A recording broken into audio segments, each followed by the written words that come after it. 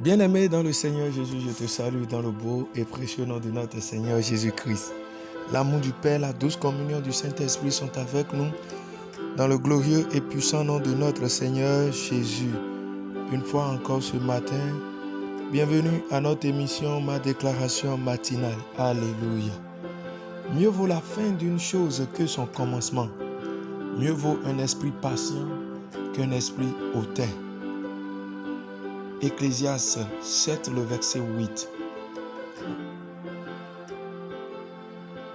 L'homme sage, Salomon, après avoir assez vécu, assez expérimenté, peut de la part du Seigneur dire, mieux vaut la fin d'une chose que son commencement.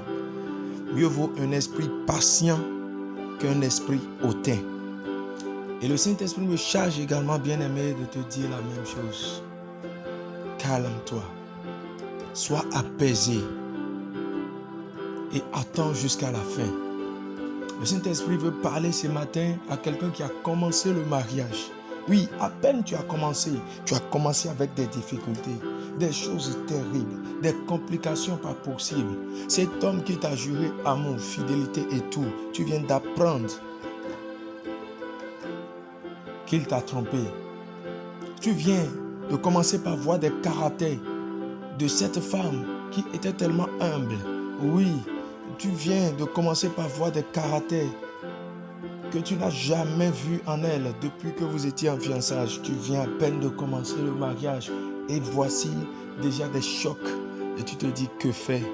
Le Saint-Esprit me dit de te dire, bien-aimé dans le Seigneur, mieux vaut la fin d'une chose que son commencement. Patiente-toi. Mieux vaut un esprit patient qu'un esprit hautain. Patiente-toi. Tu viens de commencer ce commerce. Du haut et des bas. Des hauts et des bas. Tu ne comprends rien. Tu te demandes, est-ce qu'il faut continuer ou bien il faut abandonner? Mieux vaut la fin d'une chose que son commencement.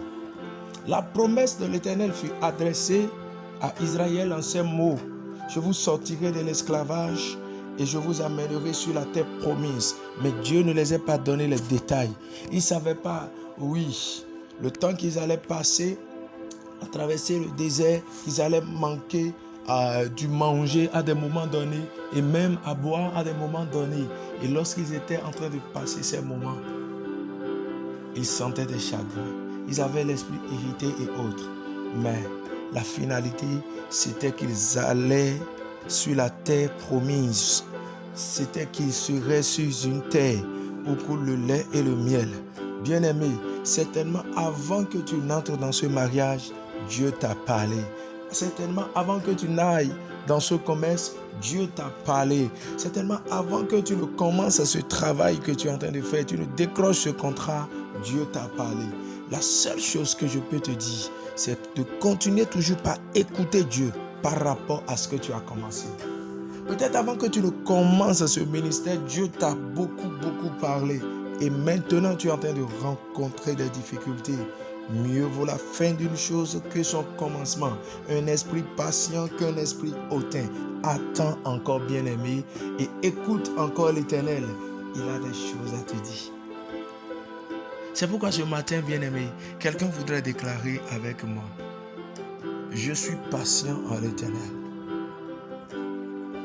J'ai le Saint-Esprit en moi et non un esprit hautain. Oui, je suis patient.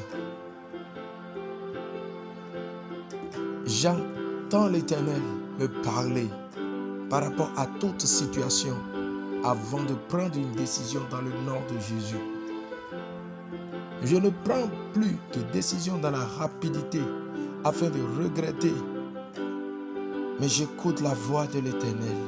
Je suis patient dans le nom de Jésus.